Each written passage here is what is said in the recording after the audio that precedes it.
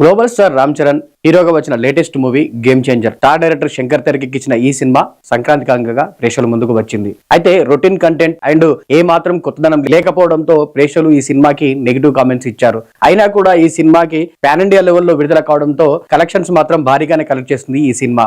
మొదటి రోజు ఏకంగా 186 కోట్లకు పైగా వసూలు సాధించి రామ్ చరణ్ కెరీర్ లోనే హైయెస్ట్ ఓపెనింగ్ సాధించిన ఆ సినిమాగా రికార్డ్ క్రియేట్ చేసింది గేమ్ చేంజర్. అయితే గేమ్ చేంజర్ సినిమా ఓకే చేసే సమయానికి రామ్ చరణ్ మరో సినిమాని ఓకే చేద్దామని అనుకున్నాడట. ఆ సినిమా మరేదో కాదు, గౌతమ్ తిన్ననూరితో చేయాల్సిన సినిమా. ప్రస్తుతం గౌతమ్ తిన్ననూరి విజయ్ దేవరకొండతో సినిమా చేస్తున్న విషయం తెలిసిందే. ఆర్మీ బ్యాక్డ్రాప్ లో పాన్ ఇండియా లెవెల్లో తెరకెక్కిస్తున్న ఈ సినిమాను సితారా ఎంటర్టైన్మెంట్స్ బ్యానర్ పై నాగవంశి నిర్మిస్తున్నారు.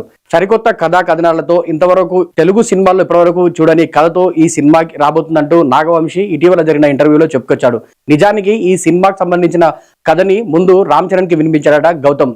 యూవీ క్రియేషన్స్ బ్యానర్ తెరకెక్కించాల్సిన ఈ సినిమా ఆల్మోస్ట్ ఓకే అయ్యి షూటింగ్ కూడా వెళ్ళబోతున్న టైంలో అనూహ్యంగా ఈ సినిమా క్యాన్సిల్ అయింది. దీనికి సంబంధించిన అధికారిక ప్రకటన కూడా ఆ సమయంలో ఇచ్చారు మేకర్స్. కాకపోతే ఆర్ఆర్ఆర్ తర్వాత ఒక సాలిడ్ సినిమాని ఓకే చేస్తే బాగుంటుందని చెప్పేసి ఈ గౌతమ్ తిన్ననూరి సినిమాను పక్కన పెట్టేసి శంకర్ సినిమాను మొదలు పెట్టాడట రామ్ చరణ్. మరి గౌతమ్ సినిమాని పక్కన పెట్టేసిన రామ్ చరణ్ శంకర్ సినిమాతో ప్రేక్షకుల ముందుకు రావడం జరిగింది. ఆ సినిమా అనూహ్యంగా ఆడియన్స్ నుంచి మంచి స్పందన తెచ్చుకోలేదు. ఈ న్యూస్ తెలిసిన ఆడియన్స్ మాత్రం గౌతమ్ తిన్ననూరి సినిమాని చేసుంటే బాగుంటుందన్నట్టు కూడా చెప్పుకొచ్చారు. ఇక గౌతమ్ తిన్ననూరి విజయ్ దేవరకొండ కాంబోలో వస్తున్న సినిమాకి ఇంకా పేరు పెట్టలేదు, కానీ మరికొన్ని రోజుల్లో ఈ సినిమా ప్రేక్షకుల ముందుకు వచ్చే అవకాశం ఉంది.